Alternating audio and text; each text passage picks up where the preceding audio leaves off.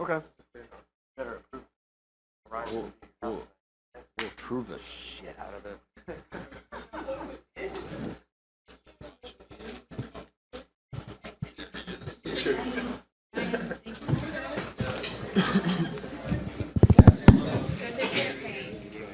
Dang.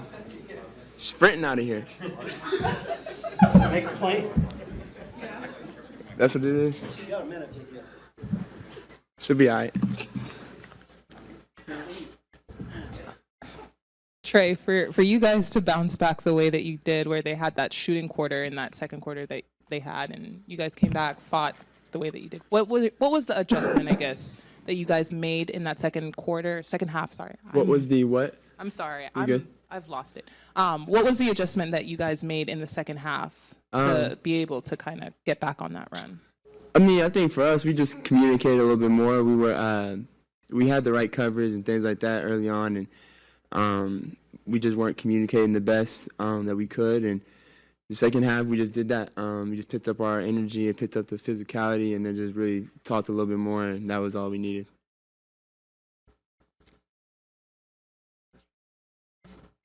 Just wanted to ask you about, it's the first time playing without Trae and Bogey as they've been traded away. Obviously, you guys have some new players coming in, but just what has this been like for you as a player with all of the movement that happened at the deadline? Yeah, yeah. I mean, it's never easy as a player, going through the deadline, things like that. Especially this year when nobody's safe. So it's tough because you have teammates that you built relationships with. You've had teammates that you built a close bond with. I mean, I texted both those guys. Bogey came back by the house to say bye to my son yesterday, and so it's things like those that people just don't really understand. It's like we really, like, some of us are just teammates and things like that, and you kind of go through the motions and things like that, and you're still close. But then you have those few that like are your brothers, and it really hits a little bit different. So you always want them to succeed until you play them, and so that's all I can hope for those guys, those two. And I know we got some good players that are going to come in and adjust and make this their next home too. So, but it's never easy letting your brothers go. Trae, of course, Dyson is always known for his defense, but offensively, he's been really doing good, and he had 10 assists tonight. Just what kind of pressure does he take off of you when he's able to get into a groove like that offensively? Yeah, I mean, I say it all the time. Dyson's aggressiveness helps me in so many ways. I mean, anytime any of my teammates are aggressive, it helps me because then guys can't face guard me like I'm in high school again or things like that, and just had that much pressure on me. I mean, as much as that's good for your team, and you want a guy out there that draws that much attention.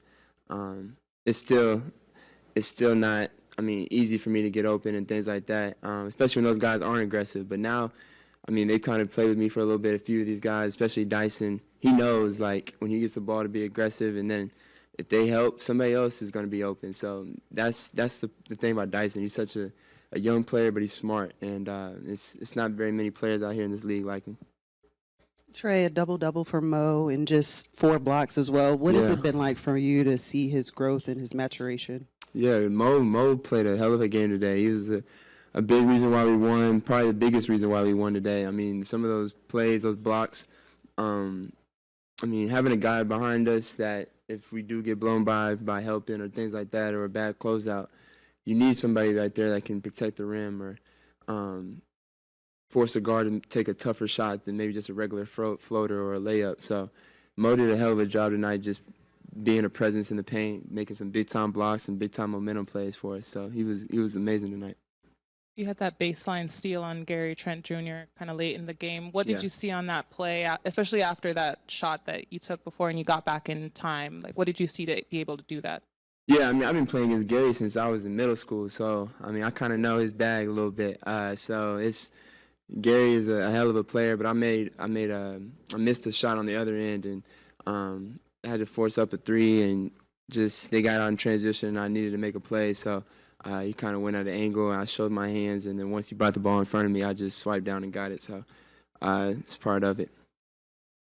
Trae, the fans have been sticking in with this team from the good, the bad, the trades. What would your message be towards the fans?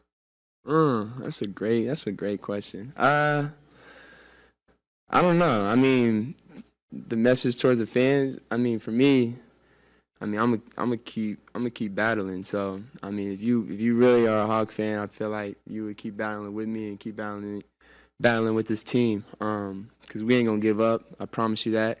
As up and down as this first half has been going, it's people don't understand when your name has been thrown around in trade rumors and how a locker room can be affected by that. So now that we're past that, we can really just focus on this future and what we have in this locker room right now. That's going to be very helpful and something that we can capitalize. And I'm glad we get to spend a lot of time here at home after the break, and hopefully our fans are ready to come and support us because we're going to need them, and just like they need us. So we're going to try to provide what we need, what they need from us. So we'll be ready for the second half too at home. Got you.